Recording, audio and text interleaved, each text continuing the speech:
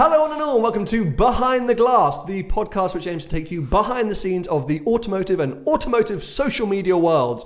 I'm your host, Sam, from the YouTube channel Seen Through Glass. This is Tony from Gravelwood Car Sales. Good evening. Good. Yeah. No, that's when it goes out, mate. Oh, sorry. Well done. Oh, you're so pro. Yeah. I'm not quite at Tony's level yet in terms of these production. You may be watching us here on youtube.com/behind the glass. If you are, hello. These are our ugly mugs. You may also be listening to us only. That is available on soundcloud.com/seen through glass or on iTunes podcasts. If you are listening to us, come subscribe to us here on YouTube. If you're watching us, go listen to us over on SoundCloud or iTunes. It's a wonderful world. Not that we're desperate. Not that we're desperate, but click that subscribe button now and give it a thumbs up. Please. Come on, please, and turn on notifications as well. We need your help. Anyway, this is going well. We're now into our second month of podcast, Tony. We've done well. It's February 2018, and things are moving forward. I want to get straight into things. I don't want to mess around too much today. We do a lot of sort of this housekeeping at the beginning of these podcasts, don't we? Today, I'm just going to go straight in. 30 seconds later. With the Lister Thunder. Do you know what I'm talking about? I know what you're talking about. Okay. I saw a tweet. Okay, good. So, boys and girls, this is a new car that has just been launched by Lister, who are one of Britain's oldest sort of automotive brands, and it is essentially an F-Type heavily tuned. They are saying, oh, it's based on an F-Type. No, it is an F-Type. They're like the Singer of Porsche, right? Similar? No, not really. You think they're more of a sort of Haman or Mansory, or fine. They probably take a bit of an insult to that, and they are probably a little bit more specialist. Yeah, we all apologise. But essentially, they've taken an F-Type and given it 100 horsepower more than the F-Type SVR. Okay. So it's 666 horsepower. 0 to 60, it's 0.5 seconds quicker 0 to 60. Four-wheel drive, of course. Yeah, I would assume. Actually, you know what? I don't know. I should have done some more research. Classic me.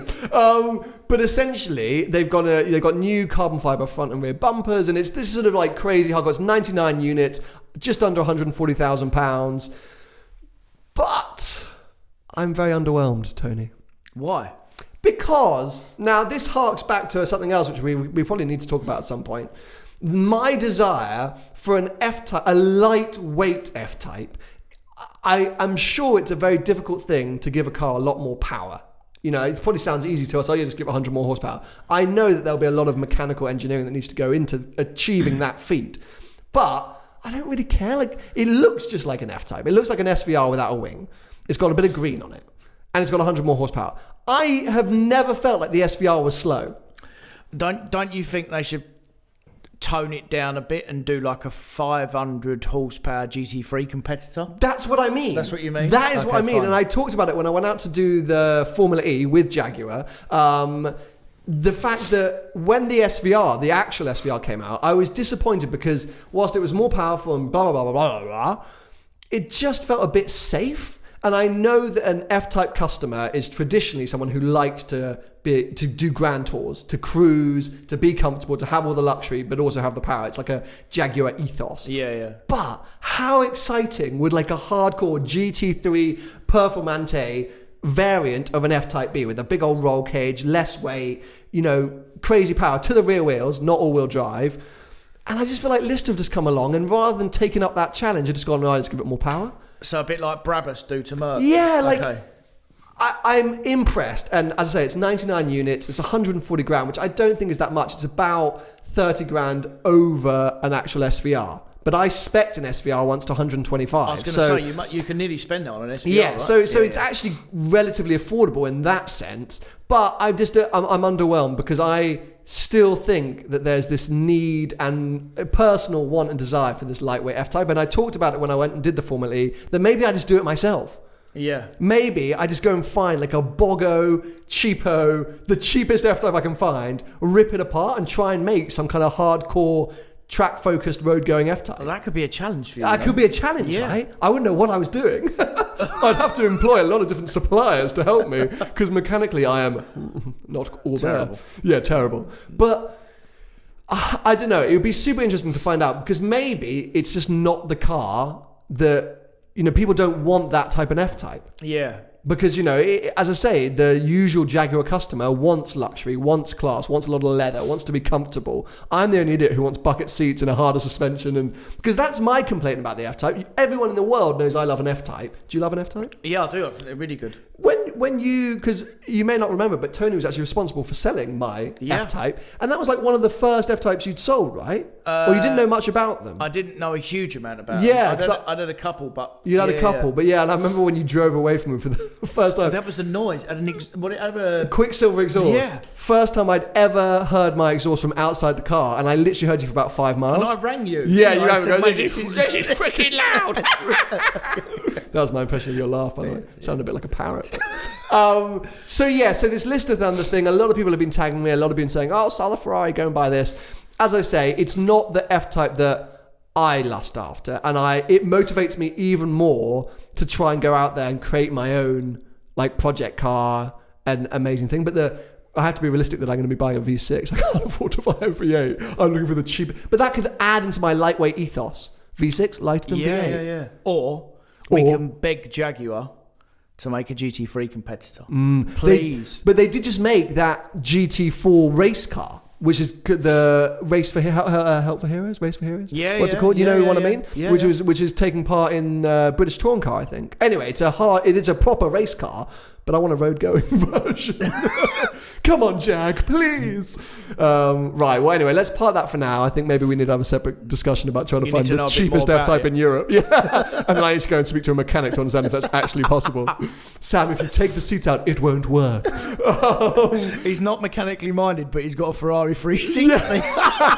Which is why I spent all day at AV Engineering yesterday while they did all the work and I just got on their way drinking tea. Oh my God, they make such good coffee. Yeah. By the way, if you're a Ferrari owner, switch to AV just so you can have the coffee whilst you're waiting for them to do their work.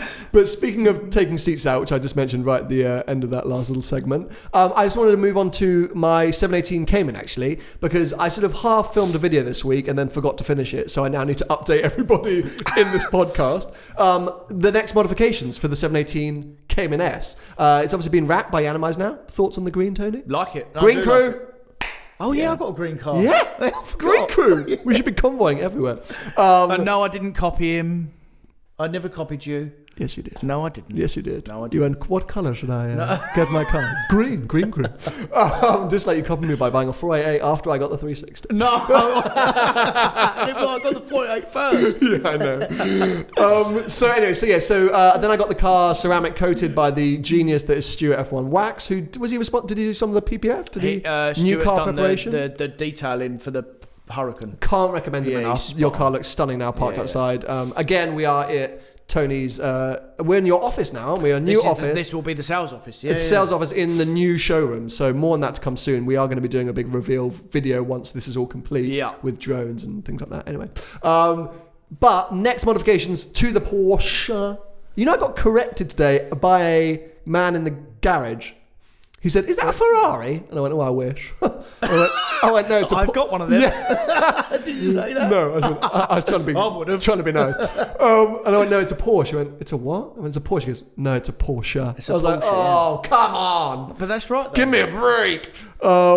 Anyway. Next two modifications. Exhaust, which I've been banging on about for a long time. The guys down at GAD Tuning came down to the unit when Stu was working on my car and basically wetted themselves about the opportunity to get their hands on that car and are going to be building a custom 101 bespoke system for it. Perfect. So we put it up on a ramp. They looked at it. They were like stupidly excited that this is super easy to change. We can do this. We can a lot of things that I didn't understand. I said, "Is it going to be loud?" They went, "Yes." I was like, "Okay, cool, do it." That's all you care about. Yeah, I was like, "Well, I need tone." But I said loud. So that was maybe a mistake. Will it spit flames?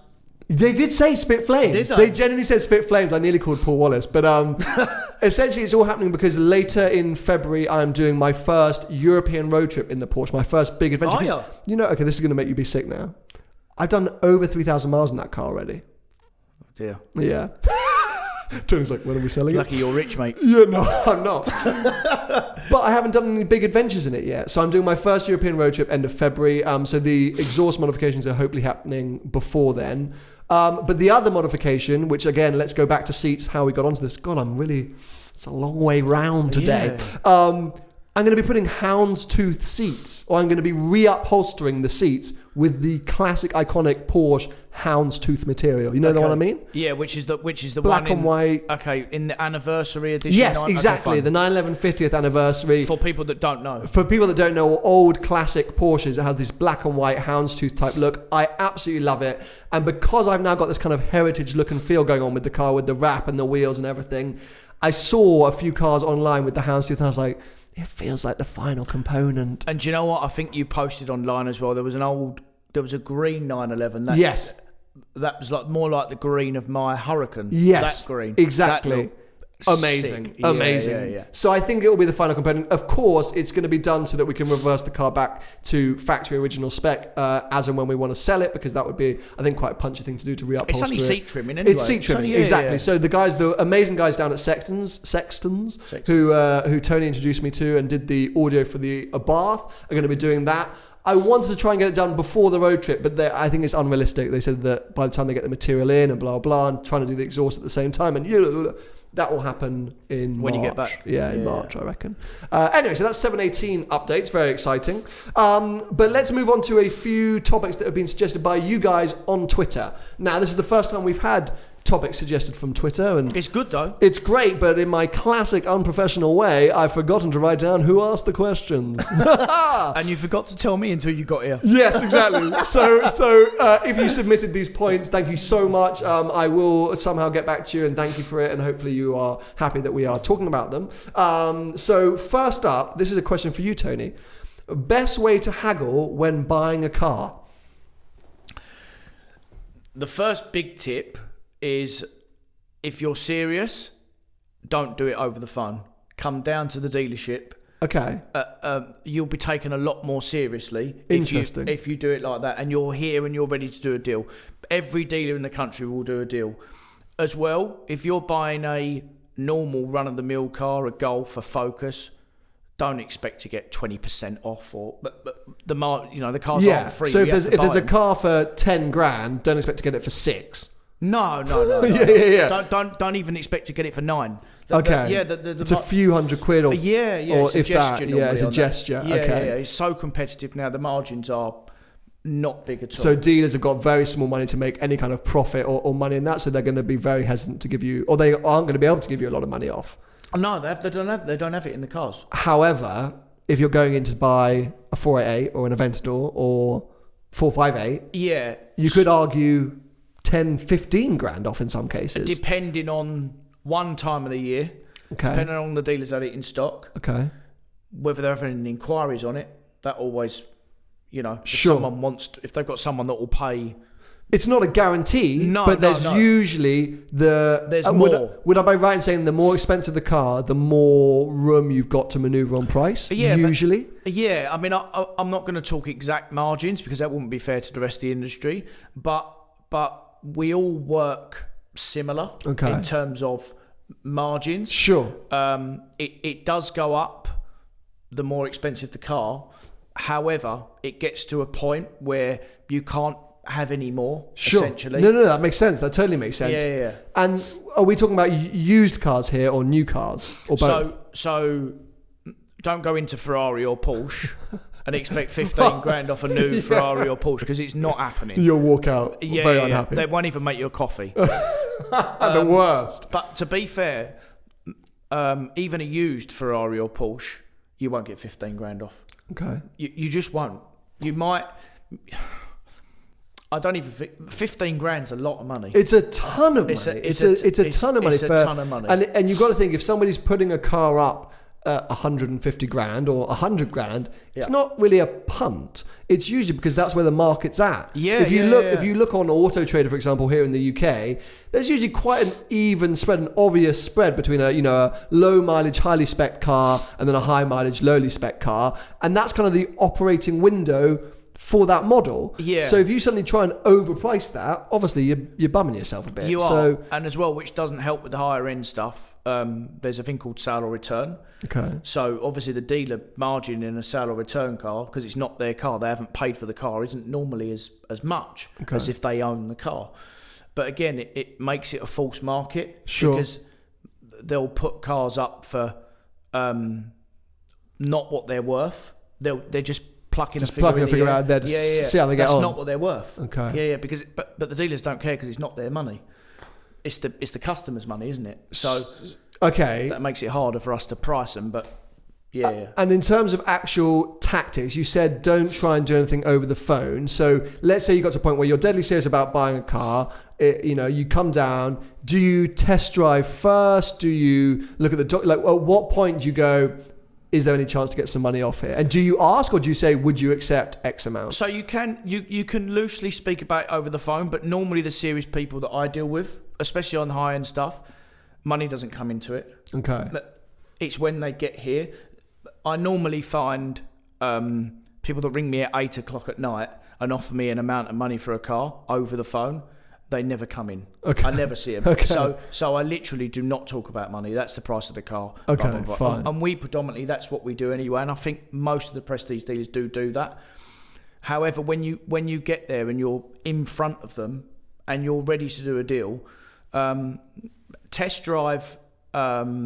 You never really learn a lot about in a test drive. It's a 10 or 15 minute drive. Absolutely. What are you trying to achieve? Yeah, 10 or 15 minutes? It's a weird rigmarole that we all go through. They're like, the steering feels all right, and there's no creaks coming. But I don't think anyone really knows what they're doing on the test. Because also you're so excited to be in this car that you might be about to buy. Yeah. You kind of forget to notice anything else. That's right. And in the high end stuff, Ferrari, Lamborghini, you'll be pushed to.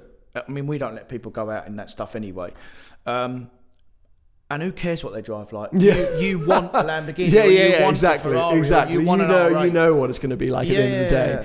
But I do think it's more important for the mid-level stuff. If you're coming to test drive a 30 grand Cayenne diesel, you want to make sure that it does actually turn on and run, or a dodgy old Range Rover. I'm not talking about you, Tony. So before you get too sensitive, too protective. I just mean that it's very different markets if you're coming to buy a supercar to your everyday banger, and I think it is advisable to take a test drive because I think you do need to check the car actually turns on and works. Yeah. So what happens as well is obviously at that point of the market there's more competition. So you're not just looking at a Cayenne, you could be looking at a Q7, an X5, a Range Rover. So maybe you do want to drive them. Sure. But again, that's from our point of view. The drive is the last thing we do. Fine. Essentially. Okay. So we do the deal, and if it's the cars, all our cars are checked, much like most other good dealers. Yeah, absolutely. No, of course. I mean, I think we're trying to talk as a vague general overview here, because obviously, whilst Tony does cater to most people's needs in terms of cars available on his forecourt, there are going to be people who are based all over the world, but also all over the UK, who will be going through these experiences at different places, not just somewhere as reputable as Gravelled Car Sales. Thank you. But I do think it's interesting because I've gone through varying stages of being great and being useless at negotiating car deals. Funnily enough, I'm usually better at negotiating for a friend or family member than I am myself, because when it's me, I get overexcited. I just want the car, and so I sort of happily accept kind of anything. Whilst I can be a bit more brash when it's somebody else, and I'm like, oh, I'm taking the piss. Of course. Yeah. So it's hard to get emotionally unattached to negotiate the best deal. Now, just quickly on financing, because a lot of the new car stuff, but also used cars, most dealerships now will push financing in one another because it's a great way for them to make money, right? Of course. And that can sometimes bamboozle the customer, and it makes it harder to work out whether you're getting a good deal or not. Fundamentally, the retail price of the car is what you want to hammer down on, right? But the finance rate as well. So So on a cheaper car, so say under 15,000. Oh, hello! Something just started up outside. It sounded like a hurricane. Well, someone nicking your car? Oh no! I was just about to say. Can do you want to go? Let's go look. No, I'm joking, sauce. So I got another one. I got a 488. Did I tell you? Oh my God, you did. We're not talking this. We determined to not talk about the 488 this episode. They're moving your car inside your old showroom. Okay. It does look good. I have so from the window. Oh, nice. Okay, so sorry. Going back. So we want to look at a 15 or 20 grand car. So under 15 grand. Sometimes you'll get banks like Tesco's or Sainsbury's or your own high street bank. The APR is more competitive than a car loan, essentially. Okay. You're just a lot more protected with a car loan than you are with a personal loan. Sure. Because they can come after you for your house and things. Or both of them can, actually, can't yeah, they? both of them can, Yeah. but the car's the asset. Sure. And as a consumer, you're more heavily protected if you buy a car, which is why the rates are slightly higher. Okay. However, as you go up in the numbers in terms of supercars, Yeah. it's then the other way round. Okay. Because a high street bank or Tesco's or Sainsbury's, they won't give you 200 grand. And then we have a thing called PCPs, obviously. Of course. Which is, I think, is another whole episode. It's a whole other episode. There is a car financing episode, and I think we have to get the guys from Magnitude along for that. Yeah, so I think so. If you don't know, my last 13,000 cars have been financed through Magnitude. They are absolute geniuses. I've mentioned them a lot when I'm revealing new cars. Tony as well does some work with them, and I think we should probably do, and we will do, a finance-specific episode where we can really plow into figures and advice. And I did try and do a summary episode around when I had the Ferrari and the Porsche revealed, but I think there were so many questions that it feels only right to do a podcast on it. Basically, what I'm saying is that as you go up in the values, the rate changes. Okay. And it's very, very competitive at that point in terms of why would you use your own money competitive? Sure. But as I say, that's where it gets even harder as a haggler. Yeah. Because, you can go in and go, right, I've got 5 grand or 10 grand off my car somehow. Yeah. And then they send you the finance figures and you're like, well, this is still crazily expensive because maybe they're trying to make up that money with a high APR or higher monthly payments or whatever it might be. And if you're not into the finance world, if you haven't experienced car finance in the UK, it's very different all over the world. All these things like APR and balloons and all these things might be confusing you a bit. So I'm sorry if we're taking you a little bit down a strange path. But I do find it interesting because there are so many options now as a customer to buy a car. The people that walk into your dealership, Tony, and you've got everything here from 488s and the 570S is sold. 570S is gone. You're selling supercars down to, I saw you got an S1 in stock now. So you got a complete range. So you must get very different customer bases. And for those of them that are coming here that I want to give advice on how to haggle Tony down on his prices. Don't be too hard. But it is. It's a confusing marketplace. So yes, I think you're right. Maybe there's another episode to do on this, but haggler's tips, basically be aware of the sort of market segment that you're in. And I'll tell you another thing as well, and we've built this relationship and I have lots of regular customers. Find yourself a good reputable dealer and deal with them. Build up that relationship. Yeah, build a relationship with them because that's the hardest part of buying a car. Because the car industry in general has got such a bad name. Sure. Although myself and lots of other independent dealers and main dealers do the job properly. Yeah. But there are still, like in any industry, there are still people that don't do the job Dodgy properly. dealers. Dodgy dealers, exactly. Right, we've got to move on because, as I say, we're getting a bit caught up with this. I think it's a super interesting topic, though, so there will be more. But on to the next Twitter-generated topic, Formula One. Now, there's going to be a lot of Formula One stuff here on the podcast. I'm a mega Formula One fan, if you didn't know. So is Tony. But who do you support? You're a Vettel man, aren't you? I'm a Vettel man, because of Ferrari. Oh, of course. You like Hamilton. Yeah, I love Hamilton, but I love Ferrari, so I'm a bit conflicted in that sense. And Vettel's your mate, you've been out with him. I know, but... he killed you. Yeah, I know, but he's a bit of a dick on track. But yeah, so once the season gets going, we're going to be doing sort of race reviews or race previews, depending on when these episodes be going out, because we just love talking about Formula One. Also got some Formula One themed guests coming on later in the year. Vettel? No, oh my God, can you imagine if it was Vettel? Let's get Vettel on the podcast. Yeah, come on. You're his mate. Sebastian. Please. Okay. Well, that's our challenge. That's our challenge for the year. Get Sebastian Vettel on the podcast. Formula One, grid girls. This is the first big topic of Formula One for the year. The announcement that Liberty Media have removed grid girls from Formula One. Shame. Yeah, I mean, okay, so the world is obviously changing. There's a huge global conversation about women and, female priorities and equality in the workplace and blah, blah, blah, blah. I'm very aware that this is a 98% male channel. So our views may be a bit skewed here, but I want to try and be fair and honest to the 2% female viewers. The biggest thing which I think is a shame about this is it's taken the decision away from the girls. Why not keep grid people as a thing and maybe make it kids or make it open to both men and women. Rather than saying we're going to scrap grid girls, and a super iconic part of Formula One. We were watching a Hunt Lauder documentary the other day. Me and my girlfriend at home, and she was like, "Look how many girls were in Formula One." Yeah. And there were so many less James girls. Hunt. Yeah, it's literally because it was James Hunt. So many less girls these days involved in the sport, and now that I'm sure not all girls want to be grid girls, but at least give them that opportunity. Some of them might want to be involved with motorsport somehow and see that as a great way to get in, and it's a summer job or whatever. And Liberty Media just ripped that away from them rather than saying it can be boys and girls, it can be kids, it can be anyone. But then if that's the reason why that's why they've done it, so why can't you have girls as motor racers then? Yeah, well, that's exactly it. Yes. And I think the argument that a lot of Formula One people will say is that there still hasn't been a girl who's competitive enough yet to take on a Formula One race seat. Have they been allowed? Well, that's the other thing. I think it's have they been allowed, and there are plenty of F1 drivers who have got race seats who aren't good enough to be in F1 because they got money. So, interestingly, Archie Hamilton. He definitely was nowhere near Formula One. Not a hope in hell. Love you, Archie.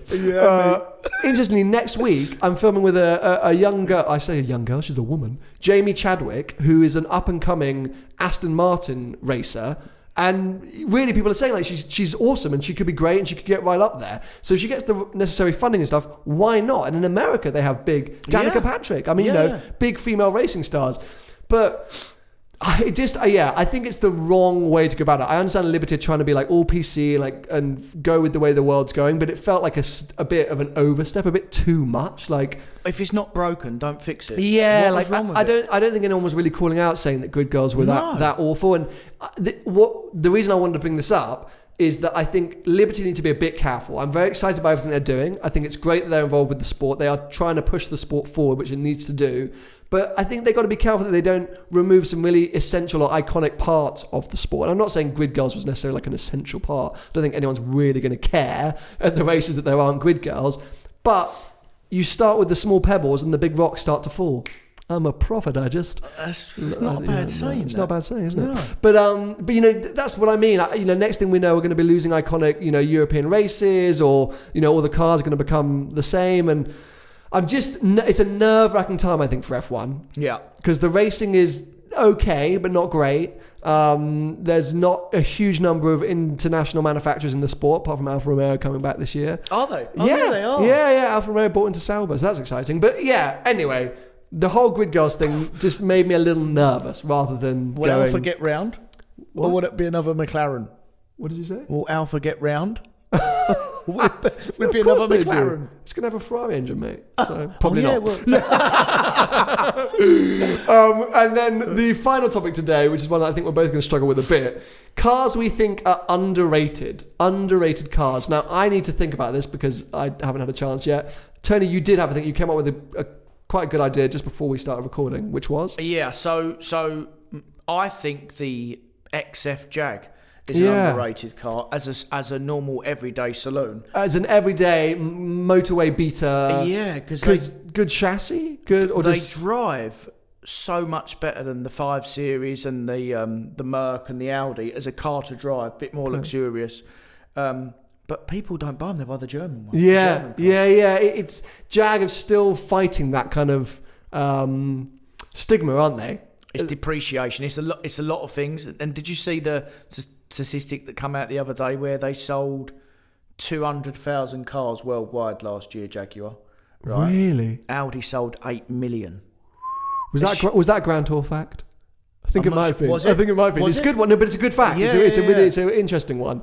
Yeah, it's weird because it's been quite a Jag themed episode, but everyone knows I love the brand, and they definitely are going in the right direction. And it's interesting that you think the XF is underrated because I hear a lot about the XC as well, which is why a lot of people were upset that they didn't make an XC SVR, like a V8 XC.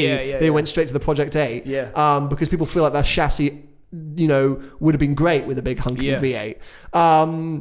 Okay, so XF, I'm going to say something which I think the audience will collectively sigh at. A bath. Do you know? Is that underrated though? Yes. because the majority of people, and the majority of people on my main channel, Seen Through Glass, did like to tell me that I was driving my girlfriend's car the entire time, or just a woman's, or just a crappy bubble car. Cool. But you think they're cool because you drove one. Yeah. When I bought it, Tony, you ripped into me like everyone else. You thought I was a nutter. No, I thought you was a nutter because, one, the price you paid for it. Fair. This not supplied by me, by the way, Fair. guys. Yes, it was not. Just went in and said, I bought it. I literally text Tony. I went in to buy a 595. Call Tony, I bought 695. It's extremely expensive. It's got carbon fibre on it. When you told me how much it was, I went, what? Yeah, everyone went, what? The normal bath, the normal there. But I still think people knock them. I still think people just go, crappy little Fiat 500. And the people that have driven in a bath, spent time in them, absolutely adore them. It's such a characterful car. Like, it gives you so much joy, but they get knocked so easily. And I genuinely think they're underrated. And even when we did the hot hatch tour, everyone's like, oh, Sam, near bath, like, oh, move on. But it was amazing. Yeah. And it's brilliant. And the noise and the smile that they bring to your faces are brilliant. So I genuinely feel like if you haven't had the chance to actually experience an bath, get behind the wheel of one, it will change your whole idea about it. I've got one in stock. Do you? What have you got? I've got a grey one. Do you? Yeah. 595? Yeah. Which series, do you know? Competizione. The brand new one? 65. Okay, old one. Series 4. Series 3. But it's got the tan leather. Oh, hello. Hello. Love a bit of tan leather. Any other cars that we think are underrated? But you know what? Cars in general are so good these days. So good. Even okay. a Focus. I'm just speaking about, because this is personal experience, things that pop into my head. Mazda CX-5. Yeah. And you know what? Actually, quite a few people, again, over on the main channel and also on Twitter and Instagram and stuff like that, were being very complimentary of the Mazda because I think it's a car that people do own and have out there. I was so pleasantly surprised. I went in there with not very many expectations, but not knowing what to expect, and was really pleasantly surprised. It had all the kit that any car should have. The interior felt high quality. It was fine to drive. I'm not going to say it's great to drive. It won't break. It won't break. Yeah. Like, I really was impressed. I was genuinely impressed. Not a car that I want, but I was really impressed. And I think they are underrated. You don't hear a lot of people lusting after Mazdas, I don't think. But you'd similarly say that about probably the Qashqai or the Sportage. Okay. Because they all compete with each other. Sure. But they probably buy them before they buy the Mazda, yes. I would say. Yes, I agree. I agree. So that's definitely a car, or even a brand these days, apart from obviously the MX-5, that I think is a little underrated. I'll tell you what else is another good car. Go on. The new Tiguan. Tiguan. The Tiguan. That is a very good car. All these little baby SUVs though, they're so good, aren't they? They're so good. You can't knock them. And I think, the E-Pace, we had the E-Pace experience, which was great. I mean... Oh, yeah. Well, the thing which is interesting about the E-Pace is all the motoring journalists love to get on social media and tell us how all us influencers are completely mad and wrong and say that everything's brilliant, say that everything's great. I think the biggest thing that the journalists missed from the E-Pace was the fact that I personally... Well, no, they went on the launch. Yeah, 3 weeks before us. That I think is that any E-Pace buyer will not care how it drives, in my opinion. Okay. I believe that E-Pace buyers will be buying that car for the looks, for the badge, for the feel. The car has proper character. It's called the Cub. They called it the Cub in development. It's got these little Cubs stickers all over it. Q3 rival? Yeah, Q3 rival, Evoque rival. Okay. Not Tiguan? Yeah, possibly. Yeah. And the journalists attacked it for not being the greatest Jag out there, clunky gearbox and a bit floaty about.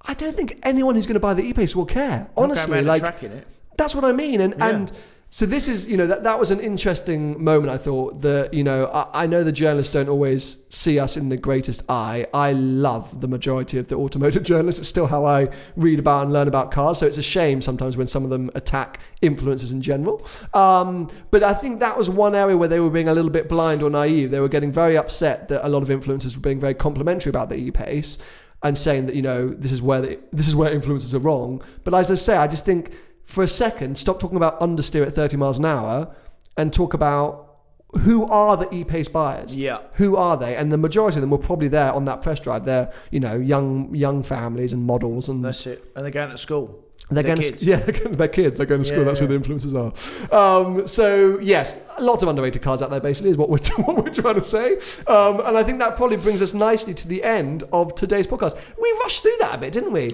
That was a quick 35 minutes. No? Yeah. Yeah. I thought. Anything else you wanted to talk about today? Well, there was, but we ran out of time. We did. Anyway, I hope you guys have enjoyed it. I think super interesting conversation about buying cars, how to buy cars, tricks of the trade. Definitely something we need to pick up again. Onwards is my quest or my desire for a lightweight, hardcore F-Type. Again, another episode I think to come on that very soon. And now you will have the update on the 718 Cayman. So I think I put a productive day. I hope you've enjoyed it. As I say, if you are watching here on YouTube, make sure to hit that subscribe button. We want to climb up those subscriber numbers. Make sure you turn on notifications. We do an episode every week, Sunday evenings. Not at a set time because it just depends on when we get them out. But Sunday evenings, there will be a new episode. However, if you want to listen to us, maybe on your commute, on your way to work, when you're traveling, you can find us on soundcloud.com/Seen Through Glass or on iTunes podcast by searching Seen Through Glass or Behind the Glass. Tony, any final words? No. Great, perfect. Good evening. Thanks for watching, guys. Catch up with you soon. See ya.